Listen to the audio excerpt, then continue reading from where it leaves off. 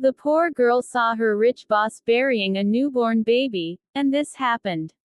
Episode 1. Story by Truth Be Told. Amara Bala had worked at Langford Enterprises for barely 2 months, scrubbing floors, emptying bins, and blending into the shadows. She was poor, invisible, and unimportant, a girl trying to survive in a city that never noticed when the week went missing. That night, heavy rain battered the earth as if the sky itself were angry. Amara was taking out the last trash bag when she heard it, a faint, chilling cry that pierced through the storm. She froze. It wasn't a cat. It wasn't a bird. It was the unmistakable wail of a newborn baby. Confused and alarmed, she stepped closer to the back garden, private property belonging to the company's CEO, Desmond Langford, a man so rich, powerful, and feared that even his assistants avoided eye contact with him. Amara wasn't supposed to be back there, but something stronger than fear pulled her forward. She peeked through the bushes and what she saw nearly made her scream. There, in the muddy soil, Desmond Langford was kneeling, drenched in rain, digging a shallow grave. In his arms was a small bundle wrapped in blood-stained cloth. A baby. A living baby, crying weakly. His face was tight with emotion. Not grief, not guilt, but rage. And then, without hesitation, he placed the child into the hole. Amara's knees buckled. Her gasp was loud enough to snap a twig beneath her foot. Desmond's head whipped around. Their eyes locked. For one frozen moment, neither moved. Then she turned and ran as fast as her legs could carry her, heart pounding, lungs burning, fear clawing at her throat. She ran until her legs gave out near a small police post. Soaking and shaking, she reported everything. 2 officers followed her back to the scene. But when they arrived, the grave was gone, the soil smooth, the garden clean. No cloth. No baby. Desmond was standing under an umbrella, sipping coffee, looking amused. "She's delusional," he said smoothly. "One of our charity hires. We took her in because of her past. Mental instability, drug history, trauma. I warned HR this might happen." The officers looked at Amara with pity and suspicion. They left without even taking a soil sample. That night, Amara sat in her cramped room, tears streaming down her face. She knew what she saw. She knew that baby was alive. And buried. And Desmond Langford wasn't just a businessman, he was a murderer. She tried to forget, but nightmares kept her awake. On the 3rd night, an envelope appeared under her door. Inside was a single photo. A woman, pale, pregnant, bruised, chained to a hospital bed, terror in her eyes. Scrawled on the back in shaky handwriting, "He's done it before. And he'll do it again. Watch your back." Amara's hands trembled. She wasn't crazy. She was in danger. Desmond knew she had seen him. And now, she wasn't just a witness, she was a threat. Amara barely slept that night. The image of the baby, the soil, and Desmond's cold stare haunted her like a curse. The envelope under her door confirmed what she feared the most. There was a pattern. Someone else had seen it. Someone else had suffered. But why her? Why had she been the one to see that moment? Why hadn't she just looked away? By morning, she looked hollow. Her eyes were bloodshot, and her hands trembled as she cleaned the glossy floors of the Langford headquarters. Every employee moved like they were under a spell, polished, robotic, loyal. No one dared whisper a word about the boss. Desmond Langford was a legend, and legends didn't get questioned. But Amara had questions, and she needed answers. She couldn't go to the police again. They had treated her like she was the one losing her mind. So she started small. In the quiet hours between shifts, she began searching old newspapers, Discreet inquiries. She asked the cafeteria staff about Desmond's wife, Isabella, who hadn't been seen in over a year. Some said she'd gone abroad for treatment. Others whispered she was depressed. But none had seen a single photo of her since the company's last public gala, 18 months ago. Then Amara did something dangerous. She went back to the garden where the baby had been buried. It was midnight. The soil had been flattened and covered with ornamental stones, but something told her to dig. She brought a flashlight and a kitchen spoon, the only thing she had. She scraped the earth quietly, tears mixing with sweat and rain. But 10 minutes in, the beam of her flashlight caught something. Fabric. Dirty, stiff, and blood-stained. She gasped and reached for it, but before her fingers could grab the cloth, a voice spoke behind her. "You really should have minded your own business, Amara." She spun around. It was Desmond. Calm. Immaculate. Deadly. Her body froze as he stepped closer, holding a black umbrella. "You know, you people always think justice is like in the movies. You see something, you tell someone, and the truth wins. But this is the real world, Amara. No one cares what a poor, unstable girl thinks she saw." Amara backed away, gripping the flashlight like a weapon. "You killed a baby," she whispered. "I saved a legacy," he replied coldly. "That child wasn't mine. And I don't raise mistakes." The words hit her like ice water. She wanted to scream, to run, to hit him, but her limbs wouldn't move. "I'm going to give you one chance," Desmond continued, his voice like a knife. "Forget everything. Quit this job. Leave the city. If you stay," he leaned closer, "you'll disappear. Just like the midwife. Just like the others." He turned and walked away, vanishing into the darkness. Amara fell to her knees, shaking. Her breath came in short, panicked gasps. She grabbed the cloth and fled. Back at her room, she examined it. There were tiny embroidered letters at the edge. I.L. Isabella Langford. The next morning, Amara was fired. No explanation. No severance. No reference. Just a cold escort from the building and a warning not to return. It was clear, Desmond wanted her erased. She tried to call reporters, activists, anyone. No one listened. One even laughed. A billionaire CEO buried a live baby. Lady, if that were true, we'd all be dead already. Desperate, Amara returned to her room, only to find it ransacked. The cloth was gone. Her few savings, gone. The photo, gone. She sank to the floor, sobbing. She had nothing now. Nothing but the truth, and even that was being stolen piece by piece.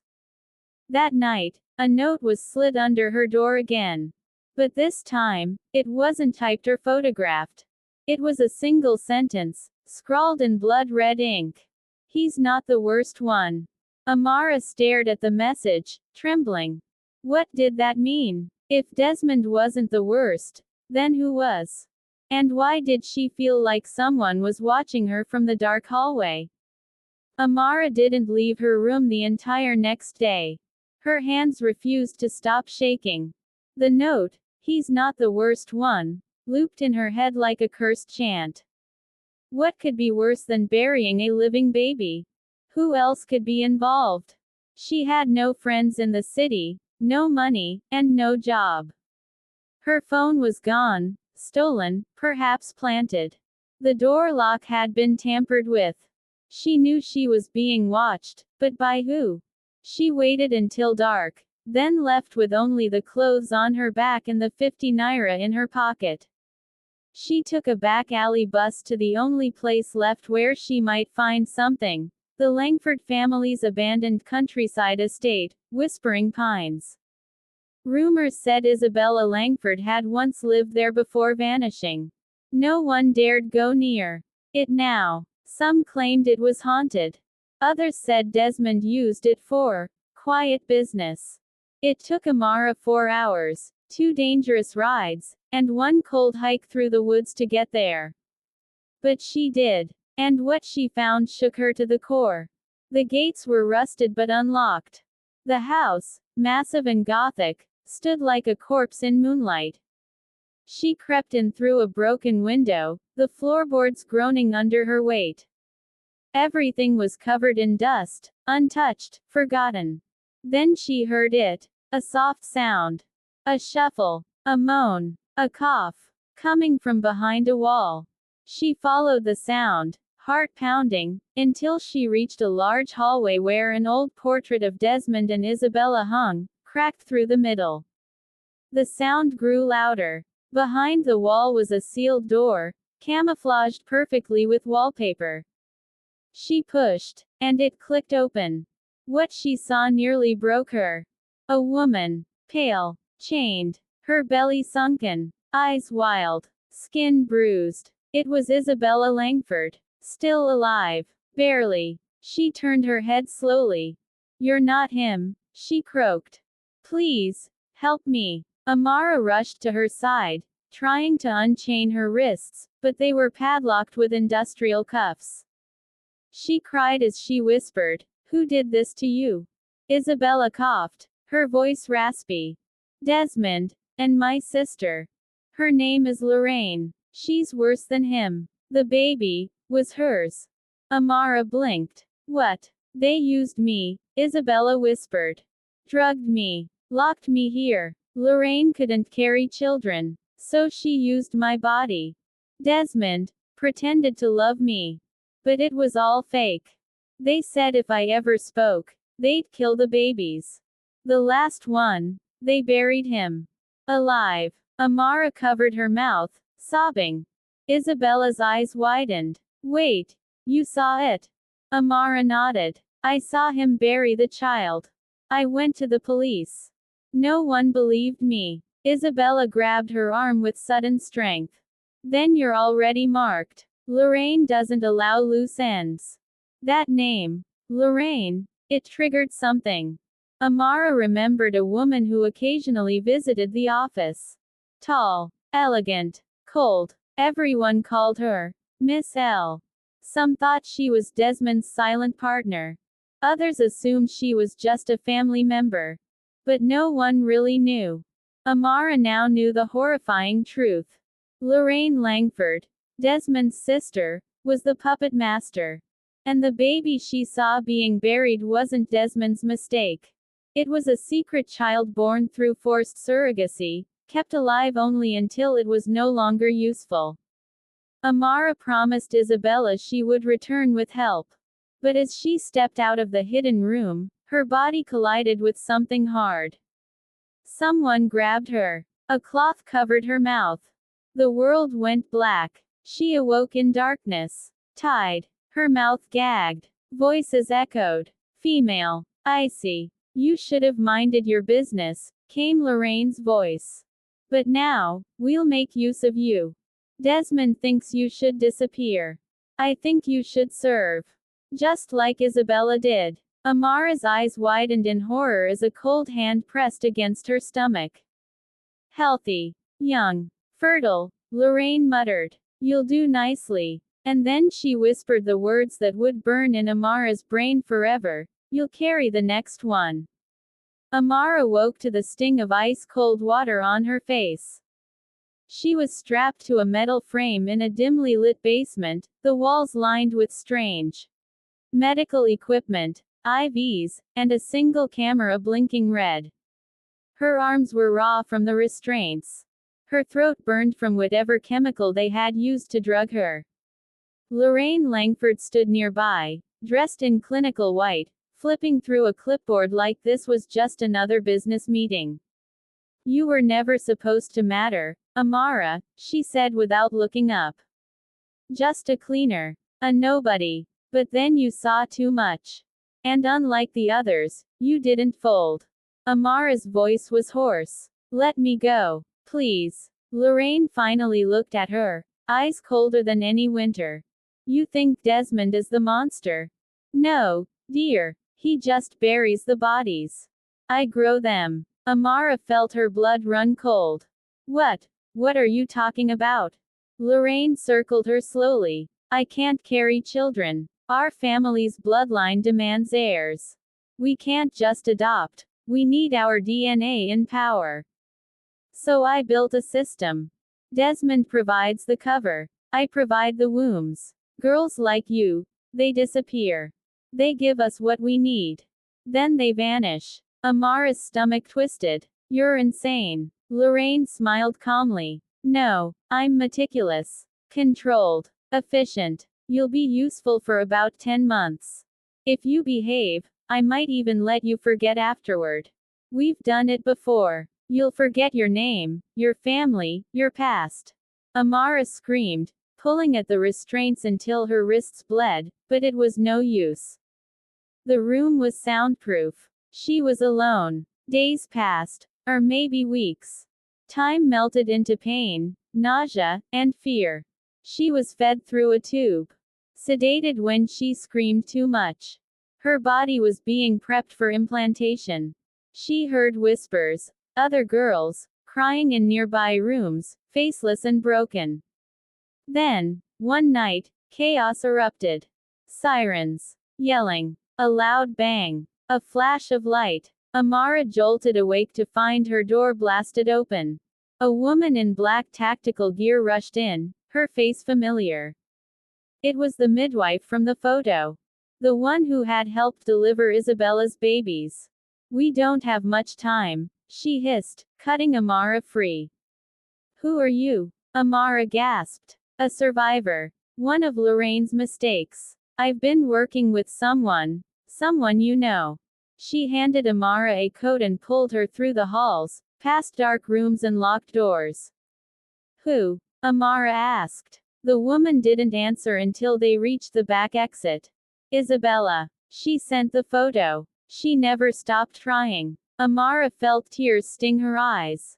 She's alive. Barely. But she got out. As they slipped into the woods, gunshots rang out. The facility was under siege. Someone had tipped off the authorities.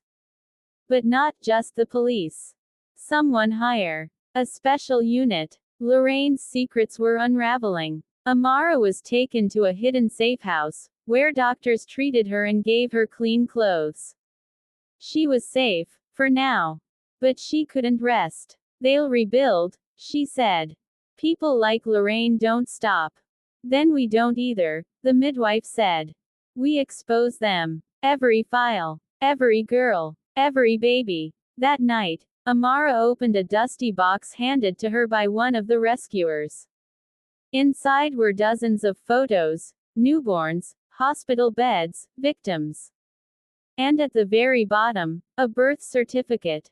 Baby Langford. Born 8 months ago. Mother. Isabella. Father. Unknown. Location. Whispering Pines. But scrawled across it in red ink was one horrifying word. Deceased. Amara's hands shook. This is proof, she whispered. But then, something caught her eye. Another photo, tucked behind the papers. A security cam still. From 2 nights ago. It showed Lorraine, handing a newborn to a man in a long coat. The baby's face was blurred, but the timestamp was after the burial night. And the man, he wasn't Desmond. He was someone else. And the photo had a note. Not all babies stay buried. Amara stared at it, confused, afraid. What is this? The midwife's face darkened. It means the child you saw in that grave might still be alive. Then who was buried? Amara asked. That's what we're going to find out. And for the first time, Amara understood. She wasn't just a witness anymore. She was part of a war. Amara's hands trembled as she looked at the photograph. The blurry figure standing next to Lorraine, his features hidden in shadows, wasn't just any man. His posture, his hands, his calm demeanor, it all screamed of power. But who was he? And why had he been at the burial site? The midwife, named Clara, stood beside her, Her face hardened with years of hidden pain. "This is bigger than you think, Amara," she said. "Desmond and Lorraine didn't just bury babies. They sold them to someone higher. A network of people with the power to make all their sins disappear." Amara could barely breathe. She felt like her whole world had been turned upside down. Desmond wasn't the mastermind, he was a pawn. Lorraine wasn't just evil, she was part of something even more sinister. And all the people involved in the network, the babies, the lies, none of it had been a mistake. It had been deliberate. "We have to expose this," Amara said, gripping the photograph tight in her hands. "But we can't do it alone." "Who is he? Who is this man with Lorraine?" Clara's eyes narrowed, but there was hesitation. "His name is Thomas Edgeworth. He's a part of the Langford family's hidden history, someone who doesn't exist on paper. He controls the operations, everything.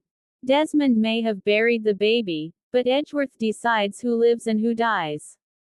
He doesn't let anyone escape." Amara's heart sank. "He's behind everything. He's the one who killed the baby, and everyone else." Clara nodded. "The babies they didn't sell. They were discarded. But if one of them survives," her voice trailed off. "Desmond doesn't know what we're dealing with. He thinks it's just about the babies. But Edgeworth, he's after something more. Something none of us fully understand." Amara's head spun. She had seen the horror of the Langford family's world. She had been part of it, whether she wanted to be or not. But now she saw something much darker. The game wasn't just about control, it was about legacy, power, and survival. "I have to find him," Amara said. "Edgeworth. He's the key." The night had fallen by the time Clara handed her a burner phone. "This is how we reach out," she said. "The police are compromised. We can't trust anyone in the city. But there's one person, a former Langford employee, who's been working undercover. His name is Felix." Clara paused. "He's the only one who might be able to help us get to Edgeworth." Amara's mind raced. She couldn't afford to trust anyone, but this was her only shot. The phone call was made in silence, the tension almost unbearable as the line rang. When it finally picked up, a voice crackled through. "Felix," Amara said, her voice raw. "We need help. We have proof. Proof of the babies, proof of everything. We can't do this alone." There was a long pause, then Felix's voice, low and cautious. "You don't know what you're asking for. Edgeworth is untouchable. The network goes deeper than you realize. People in high places, people you think you can trust," he sighed. "But I'll help. Meet me at the old docks. Midnight." Amara didn't waste time. She slipped into the shadows, her heart pounding in her chest. Clara, despite her warnings, didn't stop her. She knew it was the only way. Amara had come too far to back down. The docks were eerily quiet. Amara arrived to find Felix waiting by an old warehouse, his face hidden by a hood. He motioned for her to come closer. "You're playing a dangerous game," he said, his voice gravelly. "Edgeworth isn't a man who makes mistakes. If you expose him, you'll be the one. Who's buried next?" "I don't care," Amara replied, her eyes fierce. "The world needs to know. The truth needs to come out. This can't keep happening." Felix hesitated for a moment, then handed her a thick manila folder. "This is everything," he said. "Every transaction, every adoption, every cover-up, every baby. It's all here. It's proof that the Langford family has been trading lives for decades. And it's not just babies. It's power. The money they've made from selling children. No one knows how deep it goes." Amara opened the folder. The photos, the documents, the names, it was all there. Names of children, names of buyers, records of payments. But at the very back of the folder was something that made her freeze. A file marked, Edgeworth. Inside was a photograph of the man who had been standing with Lorraine, the man who had been part of the network from the very beginning. But there was more. The photo was labeled with a date, 10 years ago. And in the corner, there was a name. Isabella Langford. Amara's breath caught in her throat. Isabella hadn't just been a victim, she had been involved. She had known about Edgeworth. She had been part of the operation, willingly or not.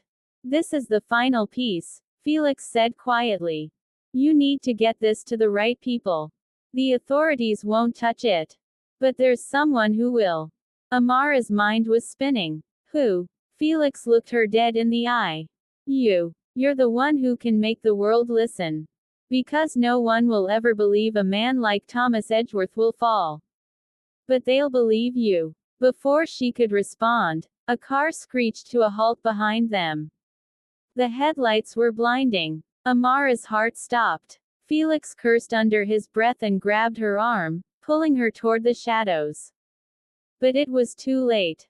Out of the car stepped Desmond Langford himself. Amara, he said, his voice cold.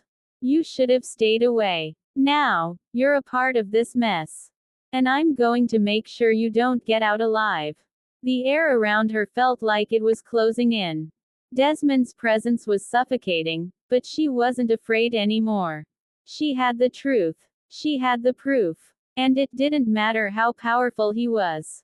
Amara turned to Felix. Take it. Take the file. Expose him. Make sure everyone knows the truth.